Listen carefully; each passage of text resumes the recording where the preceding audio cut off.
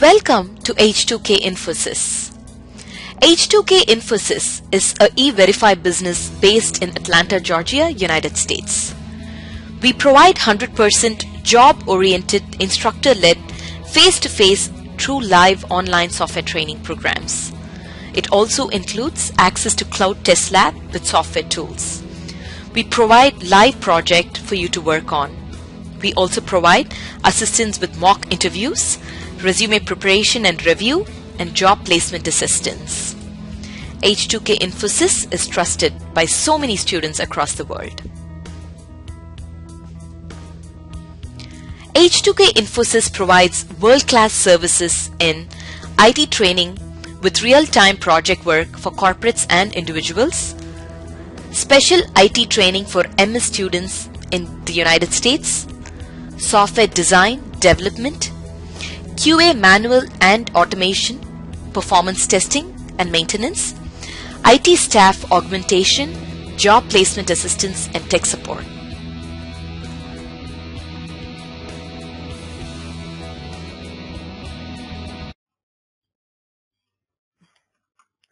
Okay, if you know assigned who is the developer is, then go and assign the developer name. Okay, and category, which it is a functional. This is not suggestion actually. Okay, I'll just mention defect version.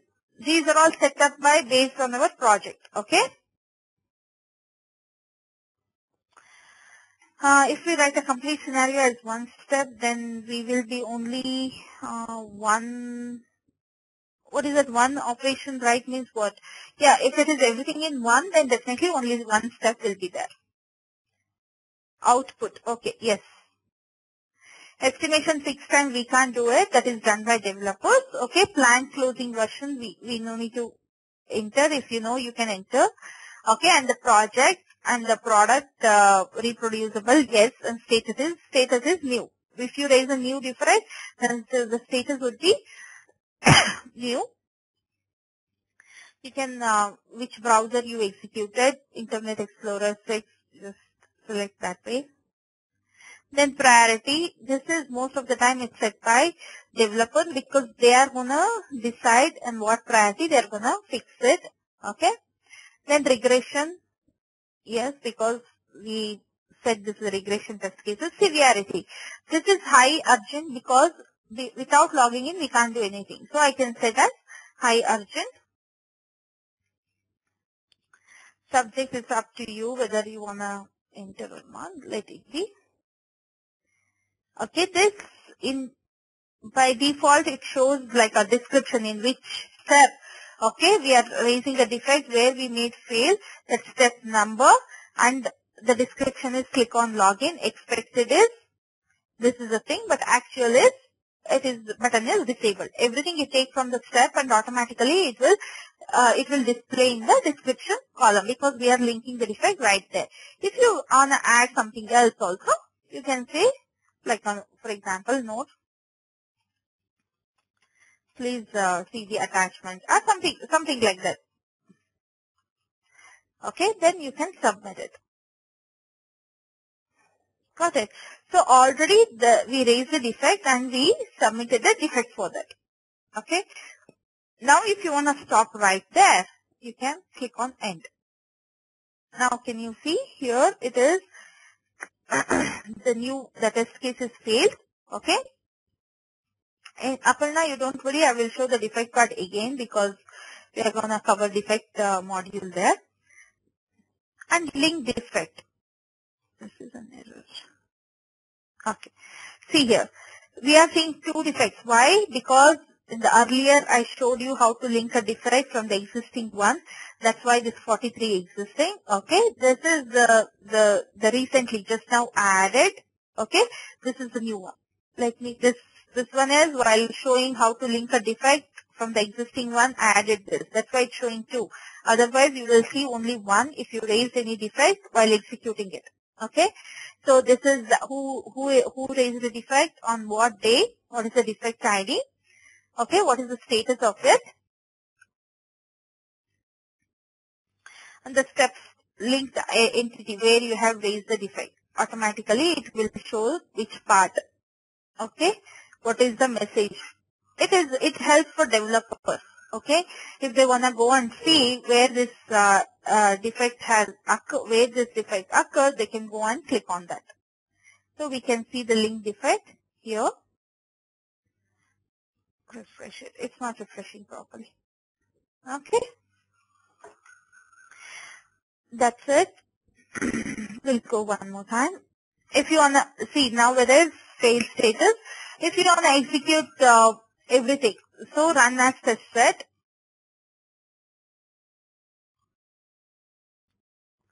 Okay, begin run. Just in this, if I want to make everything pass, just click on pass, something like that.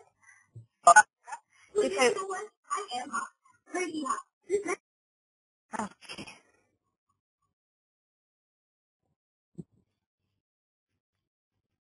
Okay, guys. Then it will ask the second one, the TC one, where we don't have any steps, so we can stop right there. Then it will ask the text 2. In that we have test cases, so you can make pass for your reference. Why I am showing this is we can run each test case individually or run as a test set. Okay, we have that option. If you select a run test set, then automatically it will display the next test case. Okay, you no need to manually close and go and open and click on run. Okay, automatically it goes to the next step. That is what I'm going to show. So if you have any parameters, you can see what are the parameters. There is no parameter we used. No parameters were found. So if you have used any, you can go and see. This is next one. Let's execute everything so that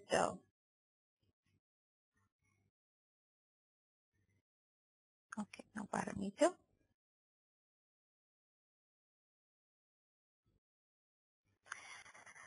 This we don't have anything. Let's stop it here.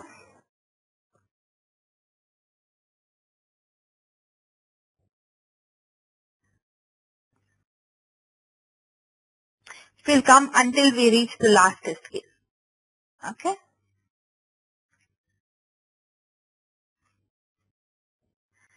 Sweet. It doesn't have any parameter. Okay, here we can make pass or fail, or if you want add any step while executing, you will come up with some idea saying that, oh, I missed this step to add while creating a test case.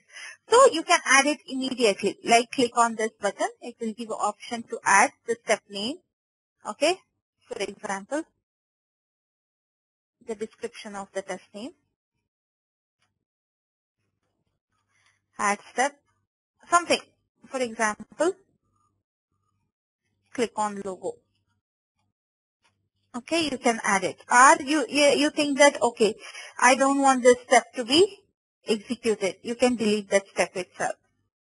So whatever we do here, automatically it reflects in your, okay, in your test case also, in test plan. Whatever modification we do in the test lab, automatically it updates in the test plan also.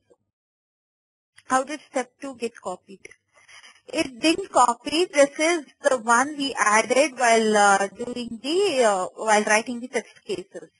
I wanted to show copy that time, so that's why these two are there. We are just executing the same test case. If you don't want, you can delete it. That is not a big deal. Okay.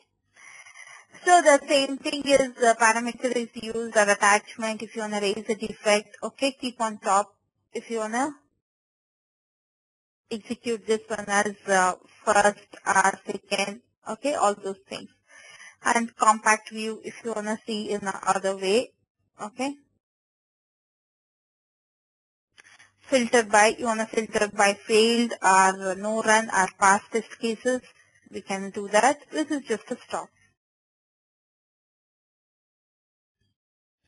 Now all the things got executed, okay? Some of them are passed, some of them is not completed. Why? If I executed all the steps, then it will come as a pass, Okay. If I have not executed, if it is in between, then it will come as not completed. Especially TC 1, 2, 3, I don't have any steps, but I started and I stopped it. That's why it is showing as not completed. Can't we put them in order? That is the disadvantage in test plan. We can't move around. We can't play around. For example, I want to put this at the top of this or this one down. No, we can't. That is a disadvantage. Maybe in the higher version, they can come up with some fix for this so that it will be more user friendly. Okay, now it is fine. We have 4 or 5 test cases we can see. With the automation scripts, it is a big headache. We have to, while adding it, you should be add in order so that everything we can look for our convenience. Okay. Bug found, yes, Sunita, we found this bug long back, but they have not fixed it. Shweta? Yeah. Actually, one step was failed, right? Why it's not showing here? Because we didn't complete that, right? See, maybe Okay. maybe we didn't complete the test case. This one?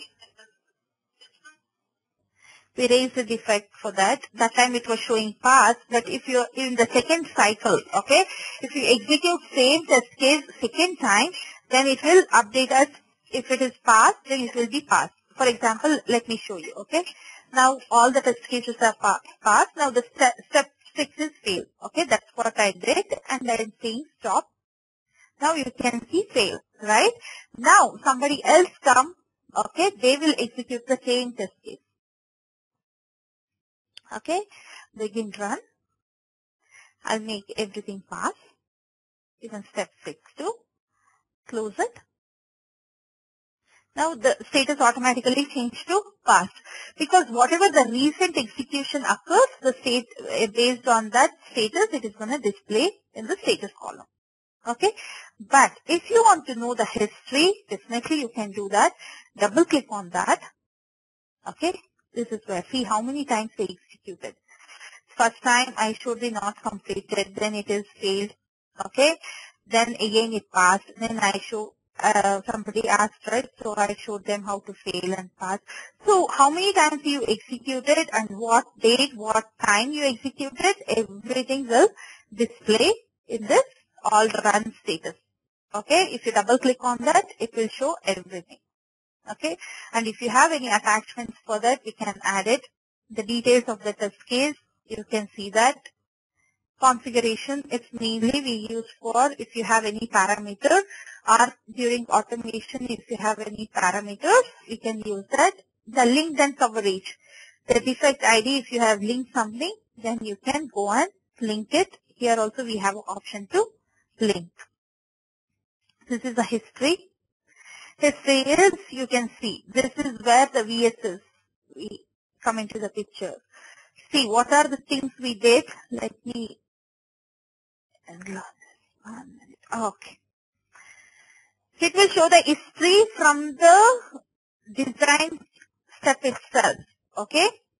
Somebody is asking how many times you need to execute one test. One test case for in the regression, if they ask you to execute, if it is passed, only one time is fine. If it fails, then if once the developer is fixed, we have to re-execute it. That time it is 2 times. Now I executed for you guys to show the different scenarios. That's why it's 4 or 5 times. Okay. Okay. This shows that the history from the day 1, what happened to this test case. Who created? For example, 6.5, Alex created and it is not reviewed, and it is execution status change, and the design, it is passed and no run. So what day, who did what, everything we can see in the history. So we can't escape. If a big team is there, 5 to 10 members team, this is very useful. In earlier, what used to happen is somebody executed, they said, no, I didn't do it, lots of conflicts. But in QC, there is a proof, because we will get their changes name. Okay. We will not be knowing their password, so nobody can change it. So this is the way, like, we can see the change their date and change their name, everything. So we will come to know what happened to that test case exactly. Okay. If you click on this, it will go automatically to the next test case for that history. This is the thing. Okay. This, if you want to follow up something. Okay. For example, if you want to follow up one of the run, it is no run. So if you can give the follow up by one date, like how we set up in our email, right? If you want to follow some of the emails, we can do that also. Something else. As a lead, I'll say check status. Okay. So it will be in my flag. I can watch what's going on. Okay. How you open the test instance properties? Just double click. That's it. Any test case, you click on it and double click on it. That's it. So you will get this test instance properties. Okay. These are the link defect. If you have any defects linked to that. So this is what for test lab. Okay, we covered all the options here. This is just to delete. If you don't want any test case, you can go and delete. And this is yeah. I have one more question here. You said to raise the defect, you said, so for to raise the defect, there are a couple, you showed a couple ways, right? Like, Yes. Like while executing while it is in the execution mode, and then you can also you can stop the execution and you can also you can come back and you can raise the defect, right? Yes. So which way will be doing in real time? What is the difference between? Yeah, there is nothing much difference. The defect is defect, okay? The different way of doing is, one is, in most of the time how we do is, while executing the step, okay? For example, I am executing this step. If I begin the test, okay? I'll say pass. As I said, at the last step, if I come to know that the test is failing, then you can make a fail and raise right here, okay? That is the way usually we do it. Okay, so automatically the defect will be linked. In some scenarios, okay, if it is the defect, if you have doubt saying that, okay, this defect may be raised by someone else, somebody already raised, so I don't want to duplicate it. In that scenario, what you can do is, okay, just close it here. Okay, the test case is failed. Go to the link defect. Okay, there you can add from the existing one. If you know the ID, you can give the ID, for example, 43, something like that. Okay, that is already linked. Okay, let me select from the, I'm not good in numbers, so let's see, maybe 8.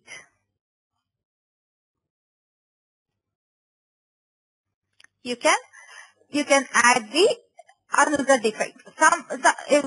In two different ways. If somebody already raised it, okay, so to avoid duplicacy, we can come and link it. Otherwise, if you are confident that this is my module, nobody is gonna test this functionality. If you know that, you can go and raise defect by yourself, either by creating the step or come here and you can create a new add new link defect or create a new existing defect, whatever the thing option is yours.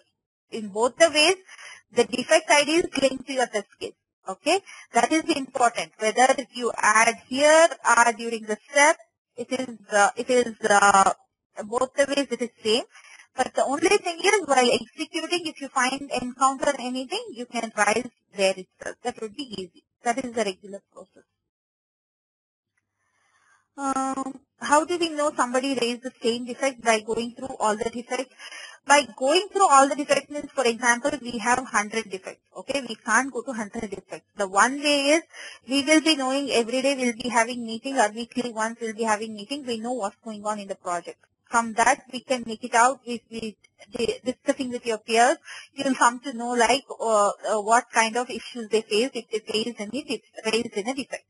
That is one way. Other way is go and search the defect, okay, by defect description or something, you know, that the login or something like that. I'll show that how to search it in defect module. In that way, we can search it and make sure if somebody raised or not. Okay. Anybody have any questions from test lab?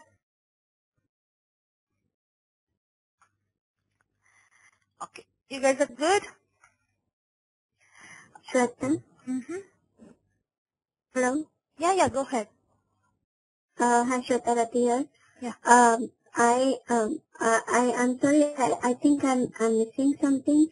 Like in this module, we did everything manually, right? I mean, previously we entered the requirement and we prepared a test case and we described the condition that should be fulfilled in order for the test to be passed or failed, right? But we till now have never put any test data like, you know, login. You mentioned the requirement or like, you know, it should be 8-digit or stuff like that.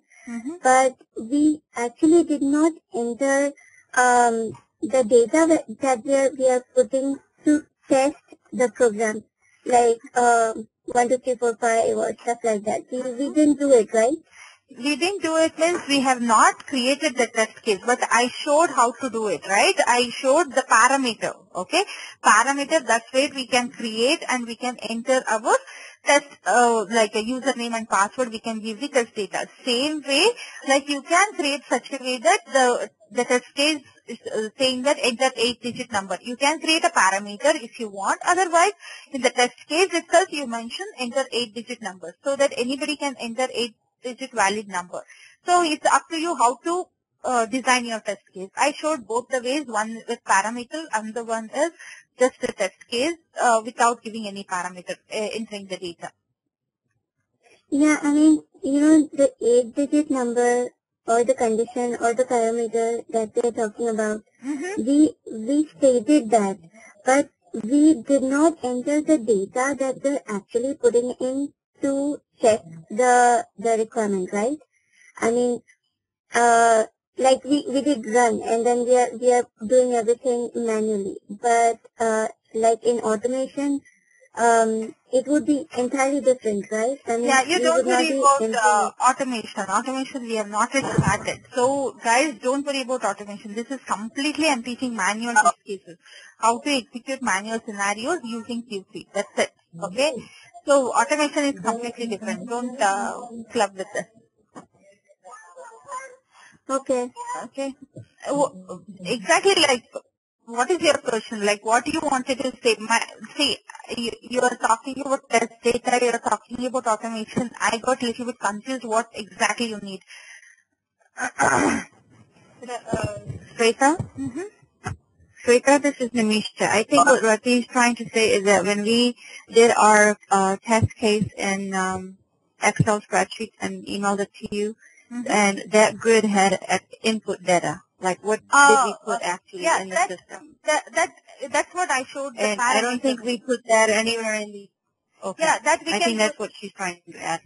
Yeah, got it. The test data, Rati, we can put it in our test case itself in two ways. Like one is through the parameter, we can give the test data manually, like every time user can execute with a different test data.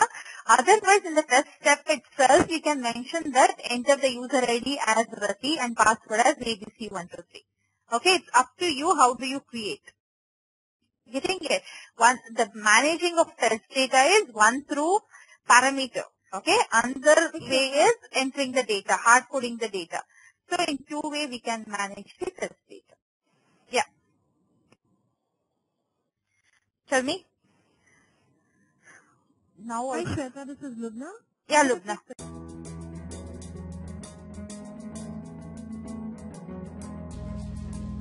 So many of our students have given testimonials on how our training programs are. You will find them on kudzu.com and on our website H2KInfosys.com. On our website H2KInfosys.com, you will also find more detailed information on who we are, the courses that we offer, what each course covers.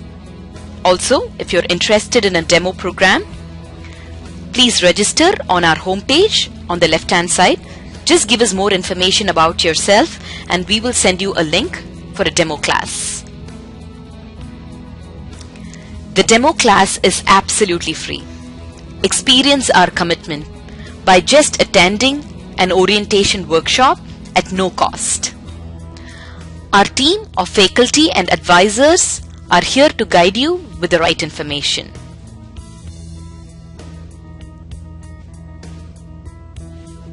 If you still have more questions, please feel free to call us.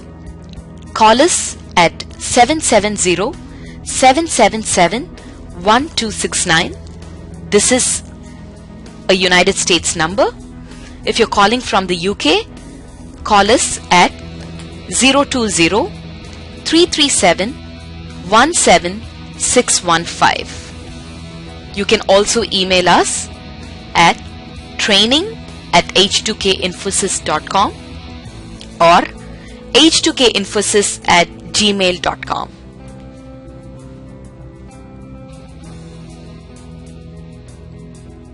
Thank you for watching our videos. We wish you a great career in information technology.